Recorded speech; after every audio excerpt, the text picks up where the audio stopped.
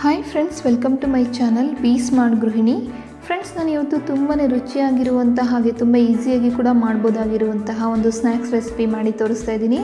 ಹಾಗಿದ್ರೆ ಬನ್ನಿ ನೋಡೋಣ ಈ ಒಂದು ರೆಸಿಪಿ ಹೇಗೆ ಮಾಡೋದು ಅಂತ. ಮೊದಲು ಒಂದು ಮಿಕ್ಸಿಂಗ್ ಬೌಲ್ಗೆ 1 ಕಪ್ ಆಗುವಷ್ಟು ಮೈದಾ ಹಿಟ್ಟು ಹಾಗೆ ಅರ್ಧ ಕಪ್ ಆಗುವಷ್ಟು ಚಿರೋಟಿ ರವೆ ಹಾಕ್ಕೊಳ್ತಿದ್ದೀನಿ.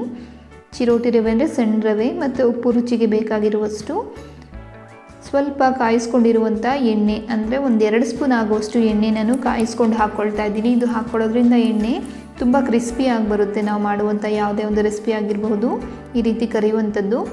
ಎಲ್ಲದಕ್ಕೂ ಕೂಡ 1-2 ಸ್ಪೂನ್ ಆಗುವಷ್ಟು ಎಣ್ಣೆ ಹಾಕ್ಕೊಂಡು ಮಿಕ್ಸ್ ಮಾಡಿಕೊಂಡ್ರೆ ತುಂಬ ಚೆನ್ನಾಗಿರುತ್ತೆ. ಇದನ್ನು ಚಪಾತಿ ಹಿಟ್ಟಿನ ರೀತಿ ಇದನ್ನು ಚೆನ್ನಾಗಿ ಕಲಿಸ್ಕೊಬೇಕಾಗುತ್ತೆ. ಇದೆಲ್ಲ ಕಲಿಸಿದೆಲ್ಲ ಆದಮೇಲೆ 1 ಸ್ಪೂನ್ ಆಗುವಷ್ಟು ಎಣ್ಣೆ ಹಾಕ್ಕೊಂಡು ಇದ್ರ ಮೇಲೆ ಒಂದು ಗ್ರೀಸ್ ರೀತಿ ಮಾಡಿಕೊಂಡು ಇದು ಒಂದು 15 ನಿಮಿಷ ನೆನೆಲಿಕ್ಕೆ ಬಿಡಬೇಕು. ಅದು ನೆನೆಯುವಷ್ಟರಲ್ಲಿ ಒಂದು ಸಣ್ಣ ಒಗ್ಗರಣೆ ಮಾಡ್ಕೊಳ್ಳೋಣ. ಅದಕ್ಕೆ ಒಂದು ಪಾತ್ರೆಗೆ 2 ಸ್ಪೂನ್ ಆಗುವಷ್ಟು ನಾನು ಎಣ್ಣೆ ಹಾಕ್ಕೊಳ್ತಿದ್ದೀನಿ.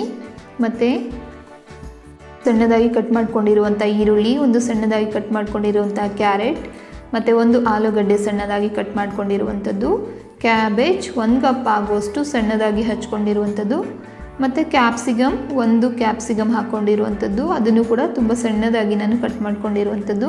ಇಷ್ಟನ್ನು ಕೂಡ ಚೆನ್ನಾಗಿ ಮಿಕ್ಸ್ ಮಾಡಿದೆಲ್ಲ ಆದಮೇಲೆ ಒಂದು ಲಿಡ್ ಕ್ಲೋಸ್ ಮಾಡಿ ಒಂದು 5 ನಿಮಿಷ ಇದನ್ನು ಬೇಯಿಸ್ಕೊಬೇಕಾಗುತ್ತೆ.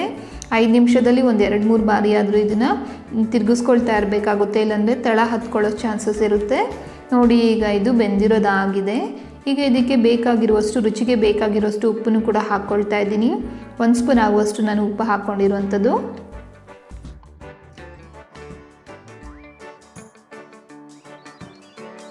ಮತ್ತು ಸ್ವಲ್ಪ ಪೆಪ್ಪರ್ ಪೌಡರ್ ಹಾಕ್ಕೊಳ್ತಿದ್ದೀನಿ, ಅಂದರೆ ಕರಿ ಮೆಣಸಿನ ಪುಡಿ, ಸ್ವಲ್ಪ ಚಾಟ್ ಮಸಾಲೆ 1/4 ಸ್ಪೂನ್ ಆಗುವಷ್ಟು, ಆಮ್ಚೂರ್ ಪೌಡರ್ ಅಥವಾ ಡ್ರೈ ಮ್ಯಾಂಗೋ ಪೌಡರ್ 1/4 ಸ್ಪೂನ್ ಆಗುವಷ್ಟು, ಮತ್ತು ರೆಡ್ ಚಿಲ್ಲಿ ಫ್ಲೇಕ್ಸ್ ಅಂತ ಬರುತ್ತೆ.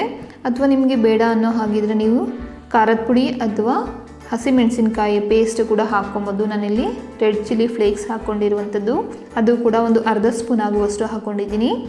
ಮತ್ತು ಇದಿಷ್ಟನ್ನು ಕೂಡ ಚೆನ್ನಾಗಿ ಮಿಕ್ಸ್ ಮಾಡ್ಕೊಬೇಕು. ನೀರಿನ ಅಂಶ ಇಲ್ಲದೆ ಇರೋ ರೀತಿ ನೋಡ್ಕೊಬೇಕು. ಸ್ವಲ್ಪ ಡ್ರೈ ಆಗಿರಬೇಕು. ನೀರಿನ ಅಂಶ ಇದ್ದರೆ ನಾವು ಮಾಡುವಂತಹ ರೆಸಿಪಿ ಕೂಡ ತುಂಬ ಸಾಫ್ಟ್ ಆಗಿಬಿಡುತ್ತೆ, ಕ್ರಿಸ್ಪಿಯಾಗಿ ಬರೋದಿಲ್ಲ. ಲಾಸ್ಟಲ್ಲಿ ಸ್ವಲ್ಪ ಕೊತ್ತಂಬರಿ ಸೊಪ್ಪು ಹಾಕ್ಕೊಂಡು ಇದನ್ನು ಮಿಕ್ಸ್ ಮಾಡಿಕೊಂಡು ಪೂರ್ತಿ ತಣ್ಣಗಾಗ್ಲಿಕ್ಕೆ ಬಿಡಬೇಕು. ಮತ್ತು 1-2 ಸ್ಪೂನ್ ಆಗುವಷ್ಟು ಮೈದಾ ಹಿಟ್ಟನ್ನು ಸ್ವಲ್ಪ ನೀರು ಹಾಕಿ, ಬೇಕಿದ್ದರೆ ಉಪ್ಪು ಕೂಡ ಹಾಕ್ಕೊಂಡು ಇದಕ್ಕೆ ಸ್ವಲ್ಪ ಒಂದು ಚಿಟಿಕೆ ಆಗುವಷ್ಟು ಉಪ್ಪನ್ನು ಕೂಡ ಹಾಕ್ಕೊಂಡು ಇದನ್ನು ಮಿಕ್ಸ್ ಮಾಡಿಕೊಳ್ಬೇಕು. ಇದು ಒಂದು ದೋಸೆ ಹಿಟ್ಟಿನ ಒಂದು ಹದಕ್ಕೆ ಬರಬೇಕು. ನೋಡಿ, ಈ ರೀತಿಯಾಗಿ ಕಲಿಸ್ಕೊಂಡು ಪಕ್ಕಕ್ಕೆ ಇಟ್ಕೊಳ್ಳೋಣ. ಮತ್ತು ನಾವು ಕಲಿಸ್ಕೊಂಡಿರುವಂತಹ ಒಂದು ಮೈದಾ ಹಿಟ್ಟಿನ ಒಂದು ಹಿಟ್ಟು ಏನಿದೆ ಅದನ್ನು ತಗೊಂಡು ಚಪಾತಿ ಹಿಟ್ಟಿನ ರೀತಿ ಇದನ್ನು ನಾವು ಕಲಿಸ್ಕೊಬೇಕಾಗುತ್ತೆ. ಚಪಾತಿ ರೀತಿ ನಾವು ಇದನ್ನು ಒತ್ಕೊಬೇಕು. ಚಪಾತಿ ನಾವು ಹೇಗೆ ಲಟ್ಟಿಸ್ಕೊಳ್ತೀವಲ್ವ ಅದೇ ರೀತಿ ನಾನು ಇದನ್ನು ಲಟ್ಟಿಸ್ಕೊಳ್ತಾ ಇದ್ದೀನಿ. ಮತ್ತು ಲಟ್ಟಿಸ್ಕೊಂಡಿದ್ದೆಲ್ಲ ಆದಮೇಲೆ ಇದನ್ನು ಸ್ಟ್ರಿಪ್ಸ್ ರೀತಿ ಕಟ್ ಮಾಡ್ಕೊಬೇಕಾಗುತ್ತೆ. ಆದಷ್ಟು ತೆಳ್ಳಕ್ಕೆ ನಾವು ಇದನ್ನು ಲಟ್ಟಿಸ್ಕೊಬೇಕಾಗುತ್ತೆ. ಅಂದರೆ ಚಪಾತಿ ಹೇಗೆ ನಾವು ಲಟ್ಟಿಸ್ಕೊಳ್ತೀವಲ್ಲ ಅದಕ್ಕಿಂತ ಇದು ಸ್ವಲ್ಪ ತೆಳ್ಳಗಿದ್ರೇ ಬೆಟರ್, ಆದಷ್ಟು ಕ್ರಿಸ್ಪಿಯಾಗಿ ಚೆನ್ನಾಗಿ ಬರುತ್ತೆ. ಫ್ರೆಂಡ್ಸ್, ಈ ರೀತಿಯಾಗಿ ಸ್ಟ್ರಿಪ್ಸನ್ನು ನಾವು ಕಟ್ ಮಾಡ್ಕೊಬೇಕು. ಆ ಒಂದು ವಿಡಿಯೋ ಕ್ಲಿಪ್ ನಂದು ಮಿಸ್ ಆಗಿದೆ, I am really sorry for that. ಮತ್ತು ನಾನು ಮಿಕ್ಸ್ ಮಾಡ್ಕೊಂಡಿರುವಂತಹ ಒಂದು ಮೈದಾ ಹಿಟ್ಟು ಏನಿದೆ ಅದನ್ನು ಎಡ್ಜಸ್ಗೆ ಹಾಕ್ಕೊಳ್ತಾ ಇದ್ದೀನಿ. ಸ್ವಲ್ಪ ಸ್ಟಫಿಂಗ್ ಮಾಡಿಕೊಂಡು ಇದನ್ನು ಒಂದ್ರ ಮೇಲೆ ಒಂದು ಲೇಯರ್ ಆಗಿ ಕವರ್ ಮಾಡ್ಕೊಳ್ಬೇಕು. ಮತ್ತು ಅದನ್ನು ಚೆನ್ನಾಗಿ ಪ್ರೆಸ್ ಮಾಡ್ಕೊಬೇಕಾಗುತ್ತೆ, ಇಲ್ಲಾಂದರೆ ಎಣ್ಣೆಗೆ ಹಾಕಿದ ಕೂಡಲೇ ನಿಮಗೆ ಇದು ಬಿಟ್ಕೊಳ್ಳೋ ಚಾನ್ಸಸ್ ಇರುತ್ತೆ. ನಾನಿಲ್ಲಿ ಫೋರ್ಕ್ ತೊಗೊಂಡು ಇದು ಡಿಸೈನ್ ರೀತಿಯಾಗಿ ಪ್ರೆಸ್ ಮಾಡ್ಕೊಳ್ತಿದ್ದೀನಿ. ಮತ್ತು ಇನ್ನೊಂದು ಕೂಡ ಅದೇ ರೀತಿಯಾಗಿ ಮಾಡ್ಕೊಳ್ತಾ ಇದ್ದೀನಿ. ನಿಮಗೆ ಈ ಡಿಸೈನ್ ಮಾಡಲಿಕ್ಕೆ ಇಷ್ಟ ಇಲ್ಲ ಅನ್ನೋರು ನಿಮಗೆ ಬೇಕಾದ ಒಂದು ಡಿಸೈನ್ ಕೂಡ ಮಾಡ್ಕೊಬೋದು. ನಿಮಗೆ ಯಾವ ಒಂದು ಡಿಸೈನ್ ಇಷ್ಟ ಆಗುತ್ತೋ ಆ ಒಂದು ಡಿಸೈನಲ್ಲಿ, ಅಂದರೆ ಟ್ರಯಾಂಗಲ್ ಶೇಪಲ್ಲಿ, ರೌಂಡ್ ಶೇಪಲ್ಲಿ, ಯಾವ ಒಂದು ಶೇಪಲ್ಲಿ ಬೇಕಿದ್ರೂ ನೀವು ಮಾಡ್ಕೊಬೋದು.